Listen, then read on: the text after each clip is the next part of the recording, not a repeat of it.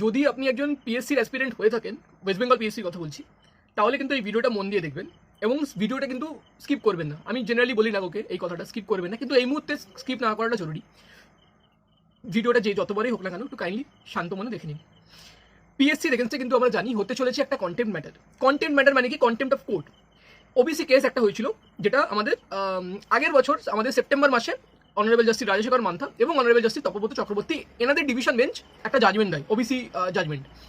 যে জাজমেন্টের ফলে কি হয়, 5 লাখের বেশি ওবিসি সার্টিফিকেট ক্যান্সেল হয়ে যায় এবং সেখান থেকে কিন্তু শুরু হয় বিভিন্ন রকমের ঝামেলা, স্পেশালি অনগোয়িং রিক্রুটমেন্টগুলো কী হবে এবং নতুন নোটিফিকেশন বেরোনোর জন্য কী হবে, এই দুটো নিয়ে হয়ে যায় কিন্তু মারাত্মক রকমের ঝামেলা। যেই ঝামেলা কিন্তু এখনো অবধি মেটেনি, 1 বছর কিন্তু হতে চললো, এখনও কিন্তু সেই ঝামেলা মেটার কোনো নামও গন্ধ নেই। ঠিক আছে, এইবার আমি একটা কথা বলি, পিএসসিকে নিয়ে হতে চলেছে একটা কন্টেম্প ম্যাটার। কন্টেম্প ম্যাটার কেন হয়? জাজমেন্টের উল্লঙ্ঘন করলে সেটাকে বলা হয় কন্টেম্প ম্যাটার। কন্টেম্প মানে কেউ কারোর মানে ঊর্ধ্বে গিয়ে কাজ করেছে এবং পিএসসি এগেনস্টে বলা হচ্ছে যে পিএসসি জাজমেন্ট না মেনে আমাদের রিক্রুটমেন্ট প্রসেস চালাচ্ছে। এটা কিন্তু প্রথমবারের জন্য ওপেন প্ল্যাটফর্মে খোলাখুলি বললেন আমাদের যে পিটিশনার আছেন, আমাদের পিটিশনার না, কন্টেম্প ম্যাটারে যিনি পিটিশনার আছেন, তাদের যিনি অ্যাডভোকেট আছেন, অ্যাডভোকেট প্রসূন মৈত্র মহাশয়, উনি প্রথমবারের জন্য বললেন যে পিএসসির এগেনস্টে কন্টেম্পটা উনি নিয়ে আসছেন। এবং কে কন্টেম্পটা কেন? কারণ আমি কিন্তু কন্টেম্পটের যে অ্যাকচুয়াল কারণটা, এটা কিন্তু আমি অনেকদিন আগে থেকেই জানতাম, প্রায় বছরখানিক আগে থেকে জানতাম, কিন্তু কোনোদিনই আমি ইউটিউবে এসে ওপেন প্ল্যাটফর্মে কাউকে বলিনি বিষয়টা। আমি জিনিসটা চেপে গেছিলাম যে কন্টেম্প হতে পারে পিএসসির এগেনস্টে, আমি জানতাম কন্টেম্প হতে পারে কোনো না কোনো দিনে, কিন্তু আমি কোনোদিনই ওপেন প্ল্যাটফর্মে সেটা বলিনি। কেন বলিনি? কারণ আমার ভিডিও থেকে অন্য কোথাও ছড়িয়ে গিয়ে অন্য কেউ কন্টেম্প ম্যাটার করতে পারে। আমি ভাই চাই না পিএসসির এগেনস্টে কন্টেম্প হোক, এই জন্য আমি কোনোদিনই ওপেন প্ল্যাটফর্মে এই তথ্যটা কোনোদিনই খুলে বলিনি যে পিএসসির কেন কন্টেম্প ম্যাটার হতে পারে, যদিও আমি 1 বছর আগে থেকেই জানতাম। কিভাবে জানতাম? আমাদের একটা গ্রুপ আছে ডাব্লিউএপি এবং কেপি পরীক্ষার্থী যৌথ মঞ্চ, সেই গ্রুপের তরফ থেকে গাটের পয়সা খরচা করে আমরা একজন অ্যাডভোকেটকে হায়ার করেছিলাম, যাকে দিয়ে আমরা ওবিসি জাজমেন্টকে পড়িয়েছিলাম যে ভাই পুরো জাজমেন্ট পড়ো, পড়ে আমাদের বলো যে কোথায় অনগোয়িং রিক্রুটমেন্টে প্রবলেম হতে পারে। সে আমাদের 3-4 রকমের ক্লজ খুলে দেয় যে এই ক্লজে কিন্তু অনগোয়িং রিক্রুটমেন্টের প্রবলেম আছে। এবং পিএসসি কিন্তু এই ক্লজগুলোকে ইগনোর করে যদি পরীক্ষা চালিয়ে যায়, তাহলে কিন্তু পিএসসি কিন্তু এই জাজমেন্টেরই উল্লঙ্ঘন করছে। স্পেশালি একটা পয়েন্ট আছে যেখানে বলে দেওয়া হয়েছে, যাদের ওবিসি সার্টিফিকেট ক্যান্সেল হয়ে গেছে তুমি তাদেরকে আর অ্যাপয়েন্টমেন্ট দিতে পারবে না। This is something, this is a big statement যেখানে লেখা আছে। তাহলে এবার এর মধ্যে এবার তুমি বলো, অনগোয়িং যে প্রসেস চলছে, ধরো পিএসসি, পিআরবি বা এক্সেট্রা, তার মধ্যে তো বিভিন্ন এমন ওবিসি ক্যান্ডিডেট আছে যাদের সার্টিফিকেট বাতিল হয়ে গেছে এবং যারা ফর্ম ফিল আপ করেছে, তো তাদেরকে তুমি কি করবে? তাদেরকে তুমি কি জেনারেল করে দেবে নাকি কি করবে সেই নিয়ে কিছু বলা নেই। মোদ্দা কথা, তুমি তাদেরকে অ্যাপয়েন্টমেন্ট দিতে পারবে না। এবার পিএসসি কি করেছে? পিএসসি যেহেতু অনগোয়িং পরীক্ষাগুলো চালিয়ে রেখেছে এবং রেজাল্টও পাবলিশ করেছে, কয়েকদিন আগে রেজাল্ট পাবলিশ করেছে পিএসসি, তার আগে আমাদের জুনিয়র ইঞ্জিনিয়ারদের জয়নিং হয়ে গেছে, তো এই সমস্ত প্রসেসের মাঝখানেও তো নিশ্চয়ই কেউ না কেউ ওবিসি আছেন যাদের সার্টিফিকেট ক্যান্সেল হয়ে গেছে। তো তাদেরকে কি পিএসসি আলাদা করছে? না, পিএসসি কিন্তু সেটা করার জন্য কিন্তু পিএসসি কোনো রকমের অ্যাটেম্প কিন্তু নিচ্ছে না। এটাই হচ্ছে main scope of contempt matter. ঠিক আছে, যেটা আমাদের এই কন্টেম্পটে যিনি পিটিশনার আছেন অ্যাডভোকেট প্রসূন মৈত্র মহাশয়, উনি কিন্তু এই জিনিসটা খোলাখুলি ওপেন প্ল্যাটফর্মে বলেছেন। আমাদের কাছে একটা ভিডিও ফুটেজ এসছে, thanks to YouTube channel NSG education, তাদের চ্যানেলে কিন্তু উনি গেছিলেন একটা ইন্টারভিউ দিতে। এবার এই কথাটা বলি, এই যে ইন্টারভিউতে প্রথমবারের জন্য উনি ওপেন প্ল্যাটফর্মে খোলাখুলি আলোচনা করলেন এই বিষয়ে। এটা কিন্তু আমি যেহেতু বললাম আগে থেকেই আমরা জানতাম, আমাদের অ্যাডভোকেটও আমাদেরকে সেম জিনিস বলেছিলেন এবং কিন্তু একাধিকবার আমরা কিন্তু আমি পার্সোনালি অ্যাডভোকেট প্রসূন মৈত্র মহাশয়কে কিন্তু ফোন করেছিলাম। ফোন করে আমি কিন্তু ওনার মুখে কিন্তু একই জিনিস শুনতে পাই। উনি কিন্তু আমাদেরকে বিভিন্ন রকমের অ্যাডভাইস দিয়েছেন। এই যে স্পেশালি আমরা পিআরবির কেসটা, যে পিআরবির পরীক্ষা হচ্ছে না, এই কেসটা আমরা এই কন্টেম্প ম্যাটারের ভিতরে ঢুকিয়ে দিয়েছি। এইটা কিন্তু প্রথমবারের জন্য আমাদের অ্যাডভাইস উনিই করেন। উনি কিন্তু আমাদের অ্যাডভাইস করেন যে এই ভাই কন্টেম্প ম্যাটার চলছে, তোমরা ডাইরেক্ট এখানেই পার্টি হয়ে ঢুকে যাও, তোমাদের যা বক্তব্য এখানে বলে ফেলো। ওখানে কিন্তু আমাদের পিএসসির ম্যাটারটাও কন্টেম্পটে ওখানে ঢুকছে, মানে একসাথে একটা খিচুড়ি কেস তৈরি হতে চলেছে।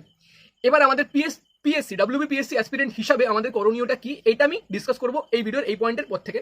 এবং ভিডিওতে প্রথমে দেখিয়ে দেবো আমাদের অ্যাডভোকেট প্রসূন মৈত্র মহাশয় উনি কি বলছেন, তারপরে আমরা বলবো যে আমরা পিএসসির পরীক্ষাগুলো, অনগোয়িং পরীক্ষাগুলো বাঁচানোর জন্য কি রেমেডি আমরা নিচ্ছি। আমরা কিন্তু অলরেডি একটা স্টেপ নিয়ে নিয়েছি, আমরা কিন্তু সেই যে কন্টেন্ট ম্যাটার চলছে ওখানেই কিন্তু আমরা পিএসসিকে পার্টিসিপেন্ট বানিয়ে অলরেডি ঢুকে বসে আছি। আমাদেরকে যেই দিনকে পিএসসির কন্টেন্ট ম্যাটার শোনা হবে, আমরাও কিন্তু সেই দিনকে আমাদের দিক থেকে একটা অ্যাডভোকেটকে দাঁড় করে দেবো যে ভাই আমাদের পিএসসির দিকটা বাঁচানোর জন্য যে কথা বলবে। ঠিক আছে, বিস্তারিত আলোচনা আমি বলবো, এক্সপ্লেন করবো। প্রথমে আমরা শুনে নেব প্রসূন মৈত্র মহাশয় অনগোয়িং রিক্রুটমেন্ট নিয়ে কি বলছেন, এবং এটাও কিন্তু হাইকোর্টেরই আমাদের হাইকোর্টেরও কিন্তু বক্তব্য সেম। আমি কিন্তু অনেক আগেই বলেছিলাম যে কোনো রিক্রুটমেন্ট প্রসেস সেটা যদি ওবিসি জাজমেন্টের পরেও চলছে, মানে যার ফাইনাল প্যানেল বেরোয়নি ওবিসি জাজমেন্টের পরেও, সেই সমস্ত প্রসেস কিন্তু এই কন্টেম্পটের আওতার মধ্যে পড়বে। এবং এটাই কিন্তু শুনে নাও তোমরা, আমাদের পিটিশনার যিনি আছেন আমাদের অ্যাডভোকেট প্রসূন মৈত্র মহাশয়, ওনার মুখে শুনে নাও উনি কি বলছেন। হাইকোর্টের রায়টা তোমাদের একবার ভালো করে বুঝিয়ে দিই।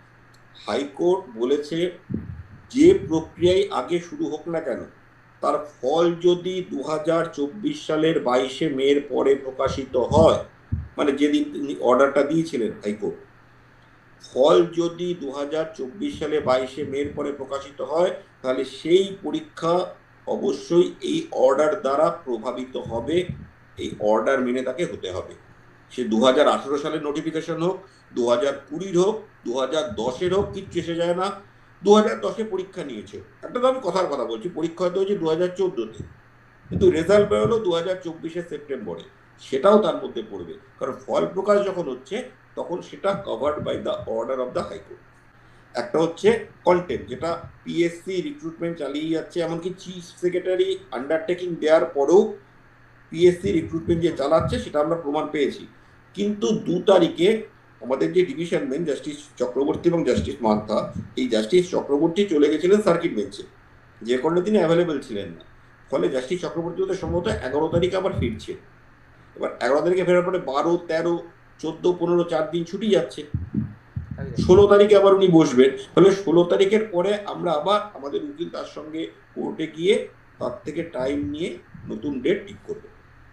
এবার আমি বোঝাই যে আমাদের এখানে করণীয় কি, এবং আমি পার্সোনালি আমি বলবো না, আমাদের একটা গ্রুপ আছে, আমাদের WBPSC অ্যাসপিরেন্টস যৌথ মঞ্চ, আমাদের গ্রুপ এখানে একটা স্টেপ নিয়েছে, ছোট্ট করে একটা লিগ্যাল স্টেপ নিয়েছে।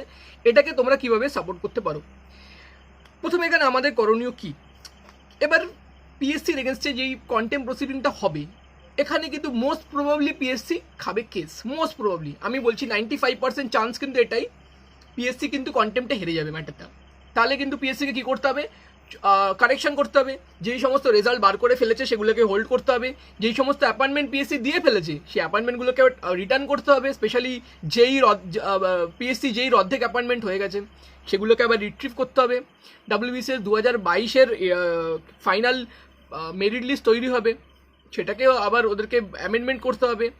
এবং সবচেয়ে বড় প্রবলেম যেটা হচ্ছে পিএসসি মিসেলেনিয়াস মেন্স এবং পিএসসি ক্লার্কশিপ মেন্স, এগুলোর রেজাল্ট, প্রিলিমসের রেজাল্ট না বেরোলে তো মেন্স হবে না, এগুলোর এবার ম্যাটার কী হবে? এবার দেখো, as a matter of fact আমি একটা জিনিস বলি, মিসেলেনিয়াস মেন্স হওয়ার কথা ছিল কিন্তু 18ই মে, কিন্তু সেটা কিন্তু হচ্ছে না 18ই মে।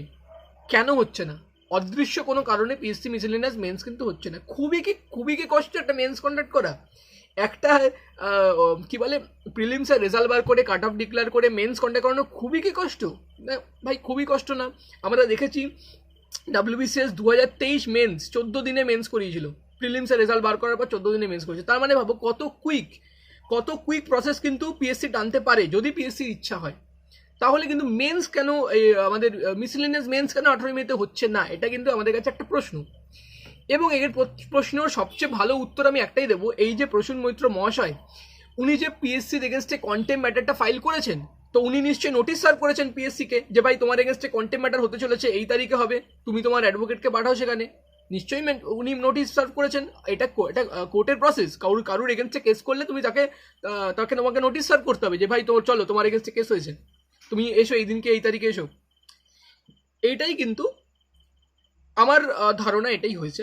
এবং আমরা আমাদের গ্রুপ কি করেছে এখানে বলে দিই, এই কন্টেন্ট ম্যাটারে যেখানে ওবিসি জিনিসপত্র নিয়ে একটু আলোচনা, একটু ক্ল্যারিফিকেশন দেওয়া হচ্ছে আমাদের জাস্টিস মান্থা এবং জাস্টিস তপব্রতর দ্বারা, সেখানে কিন্তু আমরা অলরেডি পিএসসিকে পার্টি বানিয়ে আমরা একটা কেস করেছি। কিভাবে করেছি আমরা? পিএসসি যে 15টা ইন্ডিকেটিভ নোটিফিকেশন আছে, 15 ইন্ডিকেটিভ নোটিফিকেশন, যেটা ডিসেম্বর মাসে 2024 ডিসেম্বর মাসে বার করা হয়েছিল, এবং তার ফুল নোটিফিকেশন কিন্তু আজ অব্দি বেরোয়নি। কেন বেরোয়নি? কোনো অদৃশ্য কারণে বেরোয়নি। অদৃশ্য কারণটা তো আমরা সবাই জানি, পিএসসি কোনোদিন বলেনি খোলাখুলি, কিন্তু অদৃশ্য কারণ হচ্ছে কি, যে বেসিক্যালি আমাদের ওবিসি কেস যতক্ষণ অব্দি মিটবে, যতক্ষণ অব্দি একটা ফাইনাল একটা ভালো নতুন রোস্টার আসছে, সেই নতুন রোস্টারকে মেনেই নতুন নোটিফিকেশন বেরোবে, এটা হচ্ছে পিএসসির বক্তব্য। এবার এখানে আমাদের বক্তব্য কি, যে হাইকোর্ট তো অলরেডি ক্লারিফিকেশন দিয়ে দিয়েছে যে নতুন রিক্রুটমেন্ট বার করতে গেলে তোমাকে কিভাবে করতে হবে। হাইকোর্ট বলে দিয়েছে যে 2010-এর আগে রোস্টার, ওবিসি রোস্টার যেটা আছে সেটাতে কোনো হস্তক্ষেপ করা হয়নি, তো তুমি ওটা ধরে রেখে রিক্রুটমেন্ট করতে পারো। তাহলে ওটা ধরে রেখে রিক্রুটমেন্ট করলে কোনো প্রবলেম নেই।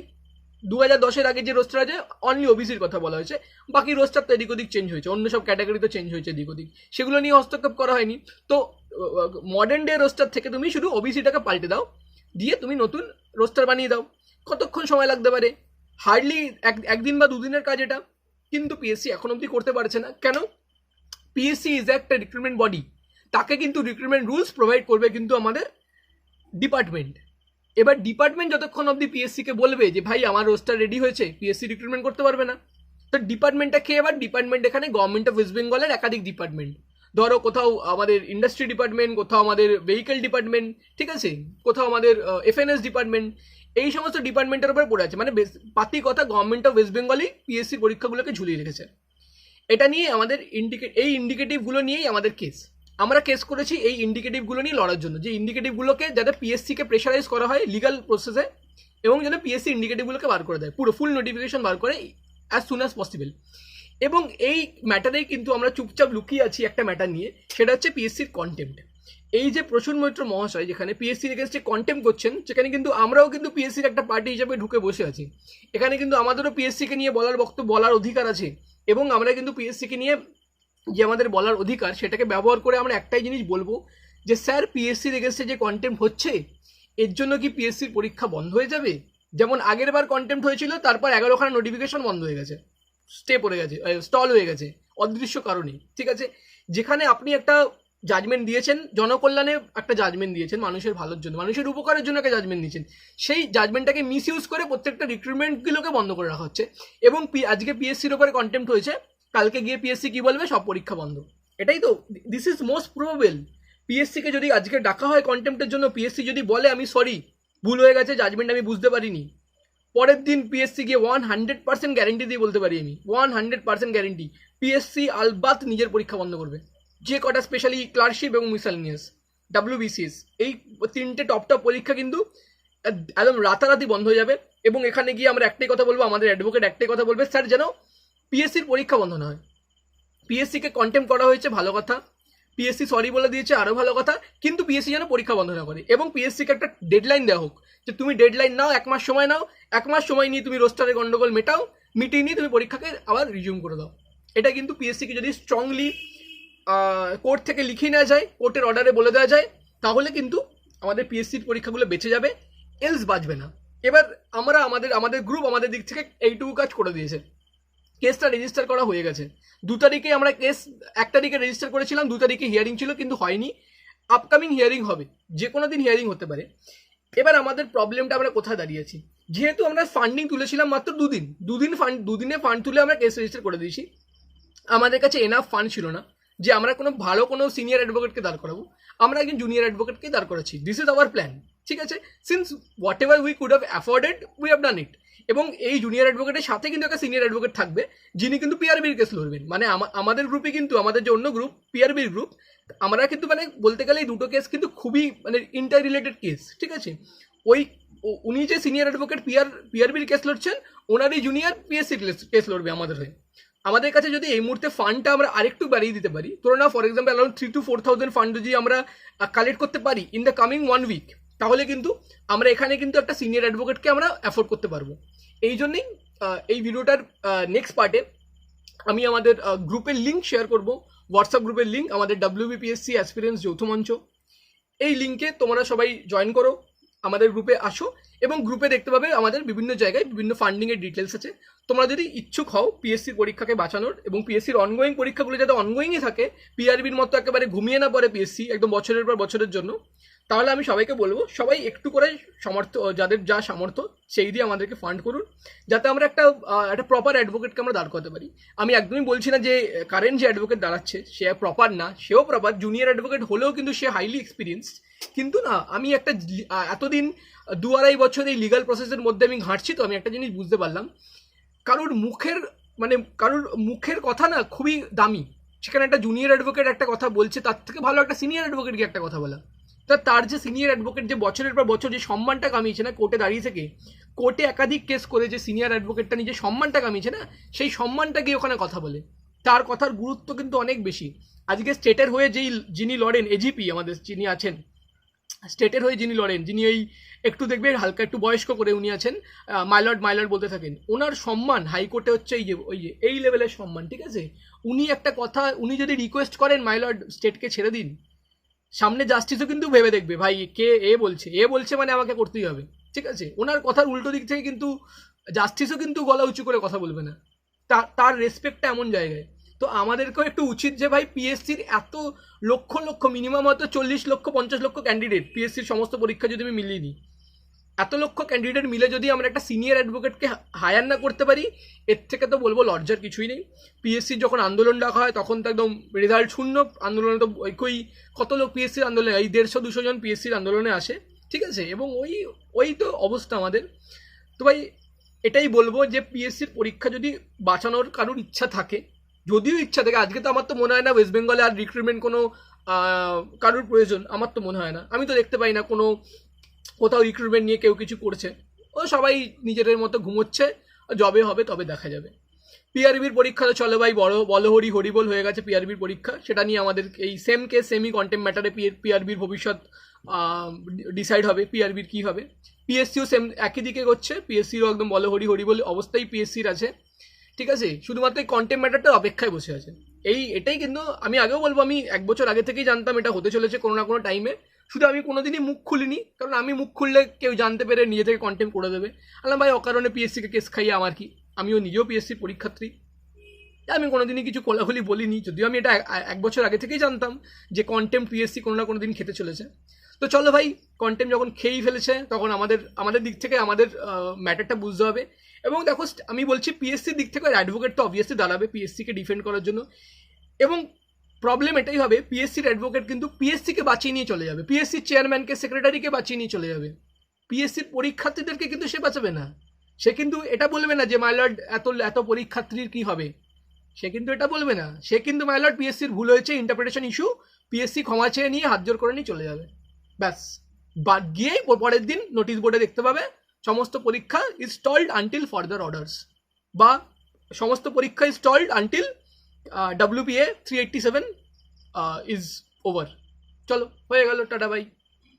এখানে বলবো 1 সেকেন্ড বলবো, এই যে QR কোড, গ্রুপের QR কোড, গ্রুপে জয়েন করো, ফান্ডিংয়ের ডিটেলস আমি এখানেই দিয়ে দেবো, যেইটুকু সামর্থ্য ফান্ড করার করে ফেলো, ঠিক আছে। অনেকের জন্যই পিএসসির এই পরীক্ষা, স্পেশালি পিএসসি ক্লার্কশিপ 8,000+ ভ্যাকেন্সি আসতে চলেছে, 8,000 বা 9,000ও হতে পারে, উই ডু নট নো। এত বড় ভ্যাকেন্সি বলতে গেলে পশ্চিমবঙ্গের ভবিষ্যতে কামিং 2-3 বছরে তো আমি আর দেখতে পাচ্ছি না, মানে তার 2-3 বছরে বেরোলেও 5 বছরে তো তার রিক্রুটমেন্ট কমপ্লিট হবে না, মানে আগামী 5-6 বছরে কিন্তু এরকম বড় ভ্যাকেন্সি কোনোদিন আসবে না। এই পরীক্ষাগুলো যদি বন্ধ হয়ে যায় ওবিসি কেস করে, তাহলে কিন্তু বলবো খুবই খারাপ দিন কিন্তু আমাদের সবার জন্য আসতে চলেছে, ঠিক আছে। তো বলবো সবাই যার যেইটুকু সামর্থ্য সেইটুকু দিয়ে সাহায্য করো ভাই। লেজিট জায়গায় কেসে আমরা ঢুকে বসে আছি, ভেরি ভেরি ইম্পর্টেন্ট কেস। আজকে কিন্তু অন্যান্য গ্রুপেরা কিন্তু তারা কিন্তু হাতের ওপর হাত তুলে বসে আছে, তারা কিন্তু পায়ের ওপর পা তুলে বসে, তারা কিন্তু অপেক্ষা করছে কবে পিএসসি কেস খাবে, তারপর আমি ডিসিশন নেবো কি করব, তারা কিন্তু এটা ভাবছে। কিন্তু আমরা কিন্তু পিএসসি কেস খাওয়ার আগেই কিন্তু আমরা ঢুকে বসে আছি ভাই, যদি কেস খাই আমরা সঙ্গে সঙ্গে আটকে দেবো, সঙ্গে আমাদের অ্যাডভোকেটকে কিন্তু পুরো বুঝিয়ে দেওয়া হয়েছে, পুরো স্টেটমেন্ট রেডি, একটাই স্টেটমেন্ট বলা হবে যে মাইলর্ড কন্টেম্প যদি পিএসসির কন্টেম্প হয়, পিএসসির পরীক্ষা যেন বন্ধ না করা হয়, এইটাই আমাদের অ্যাডভোকেট কিন্তু একটাই কথা বলে বারেবার বলতে থাকবে, এই একটাই কথা। এবং যদি রোস্টার পাল্টাতে হয় তাহলে পিএসসিকে ডেডলাইন দিয়ে দেওয়া হোক যে ভাই তুমি নাও 1 মাস ডেডলাইন নাও, দিয়ে তুমি রোস্টার চেঞ্জ করো, রোস্টার চেঞ্জ করে নিয়ে তুমি পরীক্ষা আর কন্টিনিউ করো। This is what our advocate gonna say. আমরা কিন্তু অপেক্ষা করবো না পিএসসি কবে কন্টেম্প খাবে, কবে পিএসসির পরীক্ষা বন্ধ হবে, তারপর যাবো আমি আন্দোলন করতে, তারপর যাবো আমি কেস করতে, দরকার নেই। আমি যখন আগে থেকে জানি কি হতে চলেছে, যখন আমি আগে থেকে জানি পিএসসি কন্টেম্পটা আটকে যাবে, তো ওয়াই নট আমরা আগে থেকে ঢুকে যাবো কেসে। তো আমরা সেটাই করেছি, যেইটুকু সামর্থ্য ছিল আমাদের, যেইটুকু ফান্ড উঠেছিল, বাকি ফান্ড আমাদের অ্যাডমিনরা নিজে থেকে দিয়েছে, আমাদের আহামরি ফান্ড ওঠেনি ভাই। 2 দিন আমরা ফান্ড রেজ করেছি, যেই ফান্ড উঠেছে বাকি ফান্ড আমাদের দুটো অ্যাডমিন মিলে দিয়ে করে দিয়েছি কেস আমরা। চলো, আর আমাদের কেস তো পিএসসির এগেনস্টে না, আমাদের কেস তো অনগোয়িং রিক্রুটমেন্টের এগেনস্টে না, পিএসসির এগেনস্টে। অবভিয়াসলি পিএসসির এগেনস্টেই আমরা কন্টেম্প করছি। আমাদের কন্টেম্প অন্য জিনিস, আমাদের কন্টেম্পের সাথে অনগোয়িং রিক্রুটমেন্টের কোনো লিঙ্কই নেই। অনগোয়িং রিক্রুটমেন্ট নিয়ে কন্টেম্প করেছে আমাদের প্রসূন মৈত্র মহাশয়, আমাদের কন্টেম্প ইন্ডিকেটিভ নিয়ে, ঠিক আছে। কিন্তু আমাদের কন্টেম্পের আড়ালে আমরা কিন্তু অনগোয়িংগুলোকে বাঁচাবো, এটা কিন্তু ভালো করে দেখবেন। এক ঢিলে দুই পাখি, ঠিক আছে। আমরা যে পিএসসির কেসটা করেছি না, 1 ঢিলে 2 পাখি। তো সবাইকে বলবো আমাদেরকে সাহায্য করো, ঠিক আছে। অন্যান্য গ্রুপদের কাছে ওপেন ইনভিটেশন ভাই, আমাদের সাথে হাত মেলাও, ইমিডিয়েট আমাদের কজটাকে বোঝো। আমরা কিন্তু এখানে মানে নাটক করতে বা ন্যাকামো মারতে বা ফুটেজ খেতে কিন্তু আমরা এই কেস করিনি ভাই। ফুটেজ খেতে ভালো অন্য কিছু করো, কেস করতে কিন্তু ফুটেজ খায় না। কেস কিন্তু ভাই ভেরি ইম্পর্টেন্ট, প্রচুর পয়সার ব্যাপার, কেস করা মানে প্রচুর পয়সার ব্যাপার, ঠিক আছে, প্রচুর সময়ের ব্যাপার, প্রচুর সময়, প্রচুর পয়সা, প্রচুর নলেজ ছাড়া কিন্তু কেস করা যায় না। উঠলো ভাই কটক যাই কেস করে দিলাম আমি, তারপর হয়ে গেল পিএসসির পরীক্ষা হরিবল হয়ে গেল, ওরকম কেসের মধ্যে ভাই আমরা নেই। আমরা কেস করবো ভাই, সব বুঝে শুনেই কেস করবো, আর ঠিকঠাক জায়গাতেই কেস করবো। চলো ভাই, হাত জোর করে অনুরোধ, এই যে গ্রুপ জয়েন করো এবং ফান্ড দিয়ে সাহায্য করো ভাই। দিনকালের অবস্থা খুবই খারাপ, পিএসসি ভাই দারুণ লেভেলে কেস খেতে চলেছে। এবং শেষে বলবো one second thanks to energy education, তার ভিডিওটা আমি এখানে ইউজ করলাম, আশা করি হি উইল নট মাইন্ড। চলো, থ্যাংক ইউ।